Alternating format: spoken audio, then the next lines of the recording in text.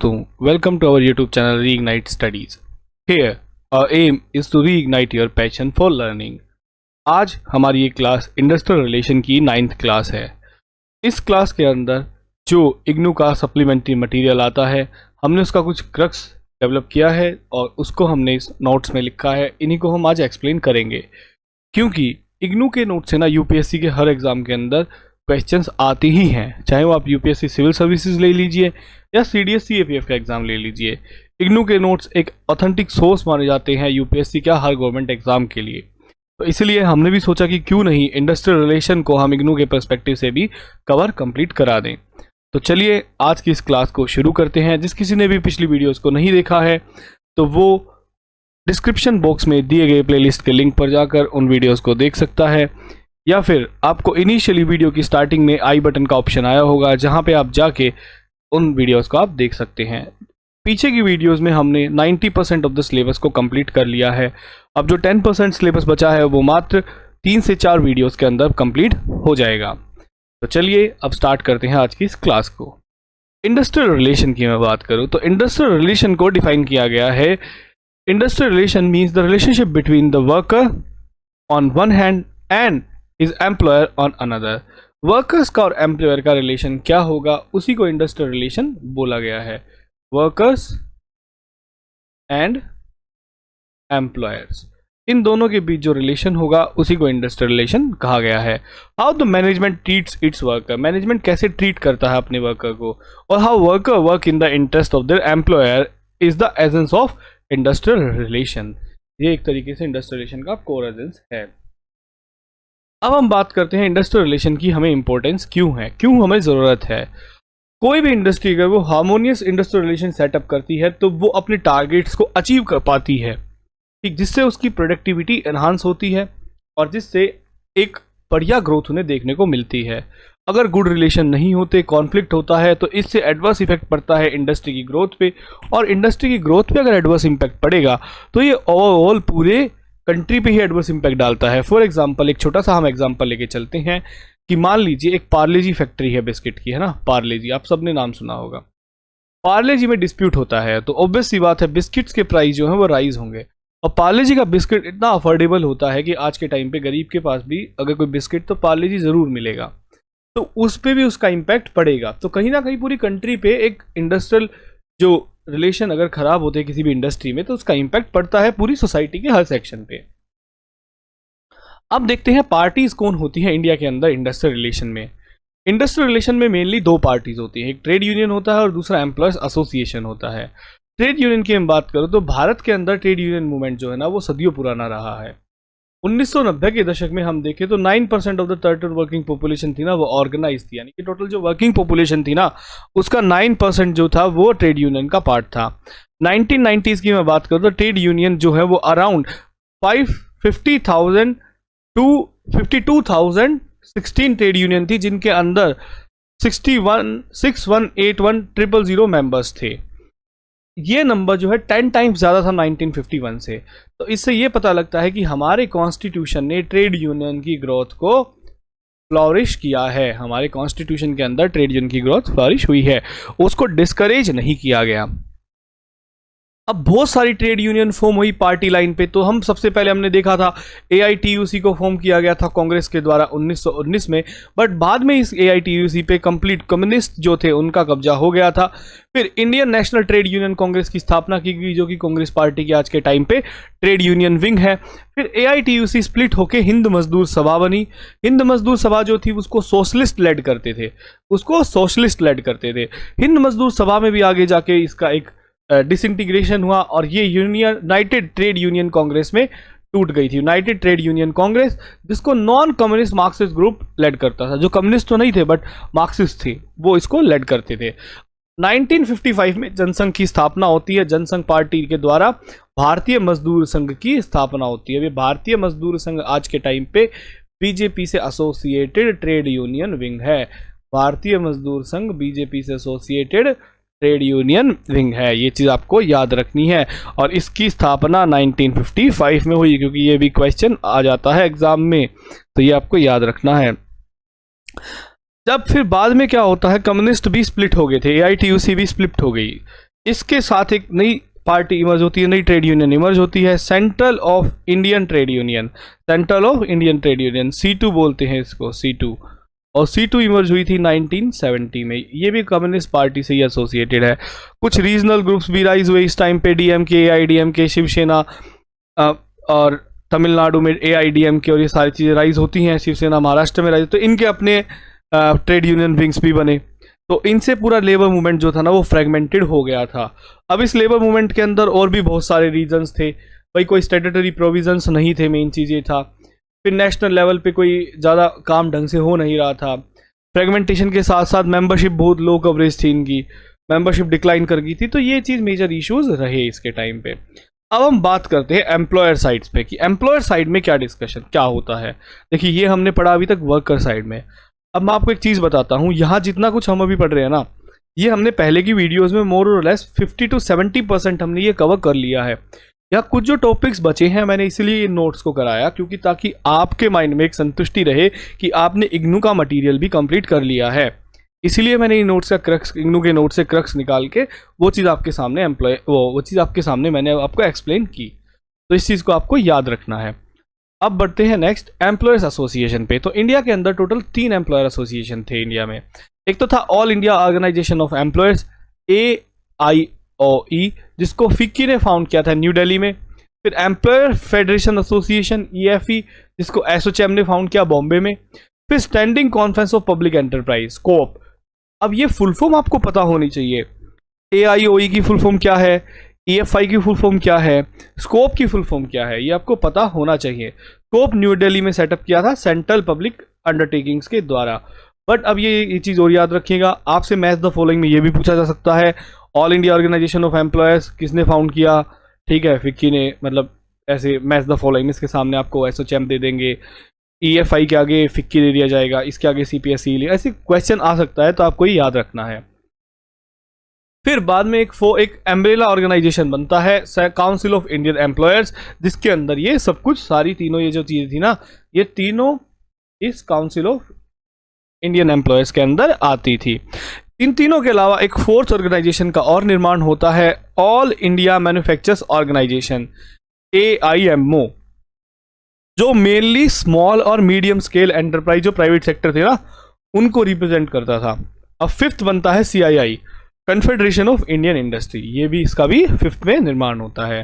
Both the organisation have been accorded representative separately by the ministry of labour in various tripartite forms including Indian labour conference and international labour conference. ये सारे organisations ना, ये दोनों FICCI और AIMO, ये सब आपस में अपने आप को अलग से रिप्रेजेंट करते हैं और इन कॉन्फ्रेंसेस के अंदर मेंबर्स आपको याद रखने की जरूरत नहीं है, इतना फैक्चुअल आपसे क्वेश्चन नहीं आएगा। अब हम बात करते हैं स्टेट की। State is the third main element, तो उनका भी एक वाइटल रोल है to protect the interest of labour, तो ये भी एक वाइटल रोल है।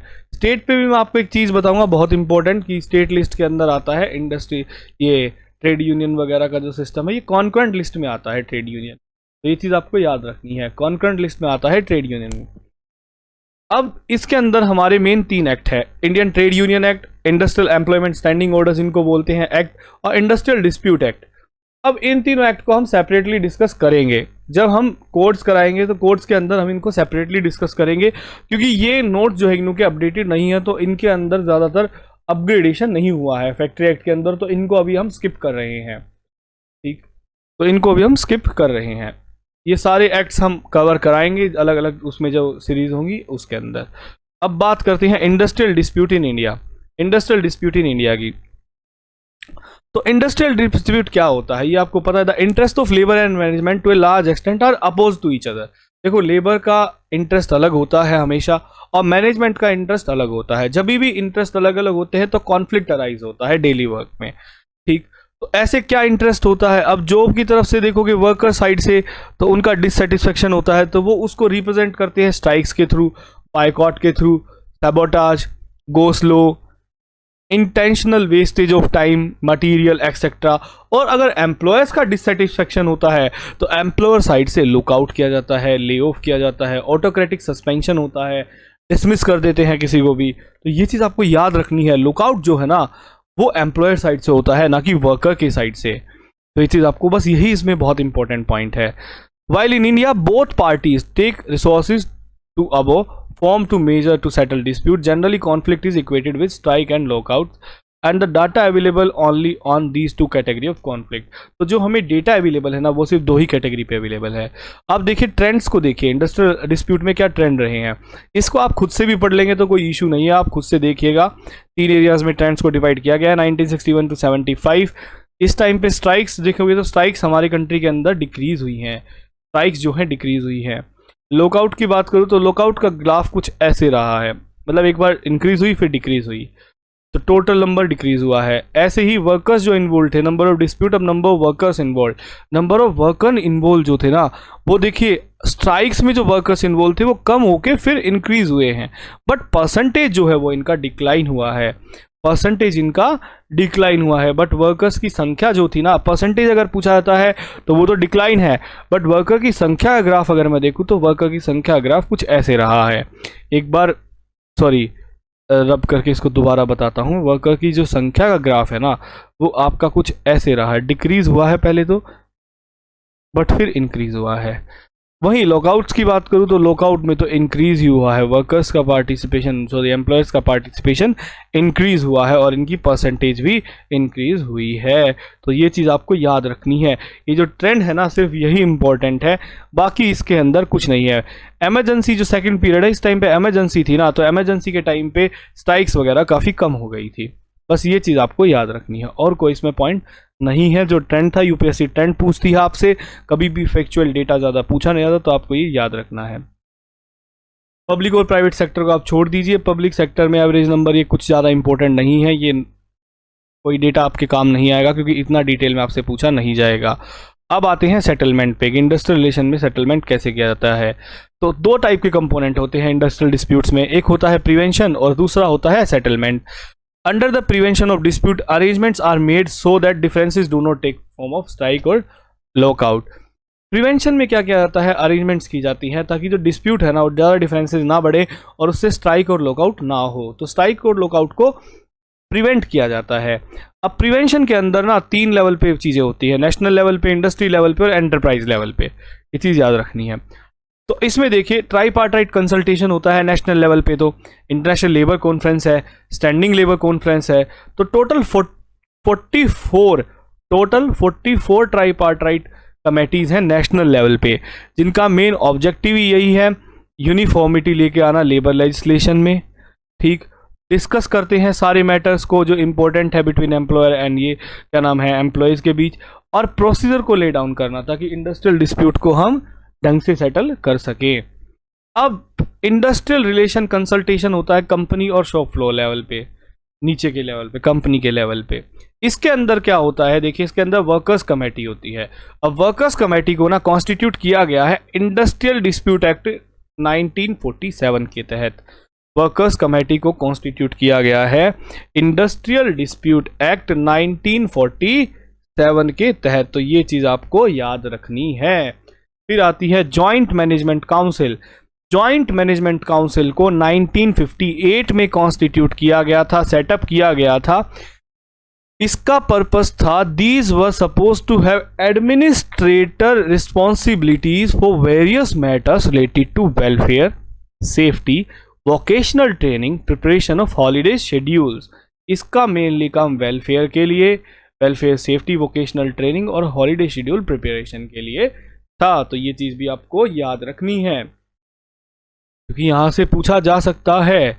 अब इसको ज्यादा सपोर्ट नहीं मिला यूनियन से ना ही मैनेजमेंट साइड से, क्योंकि मल्टीपैर्सनैलिटी थी, बाईपार्टाइट कंसल्टेटिव बॉडी थी, ऐसा कुछ ज्यादा हुआ नहीं। जबकि वर्कर्स कमेटी के अंदर ज्यादा सपोर्ट था क्योंकि इसमें ज्यादा ही पावर्स थी क्योंकि एक्ट से बनाई गई थी, बट इसकी फंक्शनिंग भी सेटिस्फैक्ट्री नहीं रही है। अब डिस्प्यूट सेटलमेंट की बात करते हैं। देखो प्रिवेंशन तो हमने पढ़ लिया, अब सेटलमेंट की बात करते हैं। सेटलमेंट के लिए क्या है, तो सेटलमेंट के लिए कॉन्सिलिएशन ऑफिसर्स हैं। तो अप्रोप्रिएट गवर्नमेंट, कोई भी अप्रोप्रिएट गवर्नमेंट, जब हम एक्ट पढ़ेंगे तब आपको पता लगेगा, वो अपॉइंट करती है conciliation officer for a particular region and industry.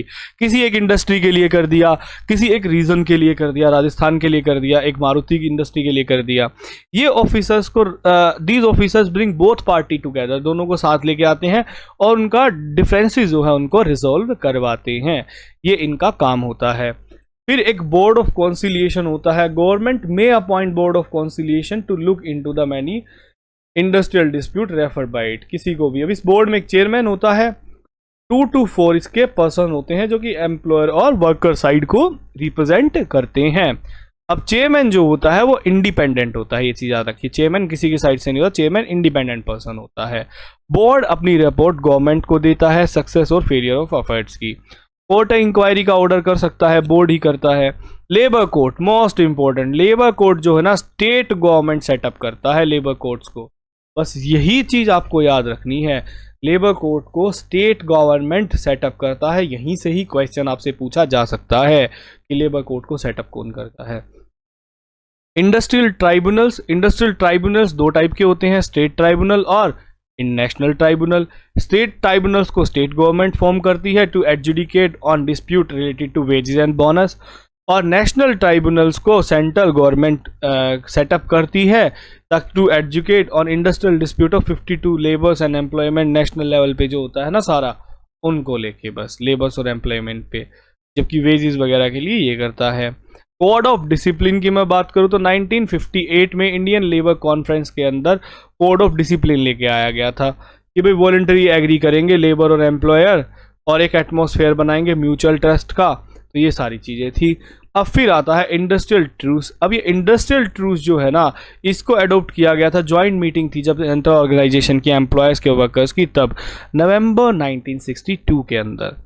इसके अंदर क्या एग्री किया गया था कि कोई भी इमरजेंसी सिचुएशन होगी, कोई भी इमरजेंसी सिचुएशन होगी, फॉर एग्जांपल कोविड आ गया, तो उस टाइम पे स्लो डाउन जो है वो वर्क का प्रोडक्शन का, उसको हम अवॉइड करेंगे ताकि मैक्सिमाइज प्रोडक्शन हम कर सकें।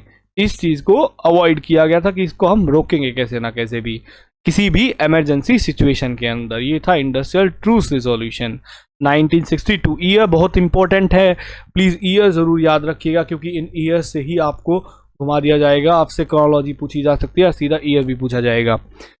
फिर आता है नेशनल आर्बिट्रेशन प्रमोशन बोर्ड। ये बोर्ड सेटअप किया गया था जुलाई 1967 में गवर्नमेंट के द्वारा, ताकि वॉलंटरी आर्बिट्रेशन को हम प्रमोट कर सके इंडस्ट्रियल डिस्प्यूट के सेटलमेंट में। तो यहीं तक की क्लास थी आज की। इससे नेक्स्ट क्लास के अंदर जो रेस्ट ऑफ द टॉपिक होंगे इस नोट्स के, हम उनको डिस्कस करेंगे। अगर ये आपको ये क्लास पसंद आई हो तो प्लीज़ वीडियो को लाइक ज़रूर करें। देखिए, एक आपको बहुत इंपॉर्टेंट चीज़ मैं आज बता देता हूँ कि we are not taking any fees for this lecture series. The only fees is this, you can please share it maximum to maximum, जितना हो सके उतना आप इसको प्लीज़ आप शेयर करें। जितने आप ग्रुप्स में ऐड हैं टेलीग्राम पे, आप उन ग्रुप्स के अंदर शेयर करें। कोई आपको कोई चैनल है, अगर कोई वीडियो देख रहा है जिसका बढ़िया चैनल चल रहा है इंस्टाग्राम पे, तो उस पर आप प्लीज़ इसको शेयर करें। अपने फ्रेंड सर्कल में आप शेयर करें, जिस लाइब्रेरी में आप पढ़ रहे हैं वहाँ पे आप शेयर करें। वही एक हमारे लिए एक गुरु दक्षिणा आप मान सकते हैं कि वो वही चीज़ होगी। और चैनल को जितना हो सके सब्सक्राइब करवाएं, ताकि भाई उससे क्या होगा ना कि मेरे को कुछ नहीं चाहिए, मुझे कुछ नहीं चाहिए, चैनल ग्रो हो रहा है, मतलब जितने लोग जान रहे हैं वही बढ़िया है। आप पढ़ पा रहे हैं, हम मटेरियल प्रोवाइड करा रहे हैं, सारी चीज़ हम करवा रहे हैं, तो एटलीस्ट सिर्फ एक छोटी सी रिक्वेस्ट आपसे की है कि जितना हो सके आप वीडियोज़ को शेयर करें। तो thank you very much for being with us. आपको वीडियो अच्छी लगी हो तो प्लीज़ लाइक ज़रूर करें, मैं भूल चुका हूँ। और नोट्स जो है ना, ये आपको डिस्क्रिप्शन बॉक्स में मिलेगा इसका लिंक, वहाँ से आप डाउनलोड कर सकते हैं इन नोट्स। वेबसाइट का लिंक है, जिन्होंने पहले डाउनलोड किया और जो रेगुलर देख रहे हैं तो उनको तो पता ही है, आप फिर से उस लिंक पे जाएंगे, आपको अपडेट मिल जाएंगे ये नोट्स, तो आप वहाँ से डाउनलोड कर सकते हैं। तो thank you very much for being with us.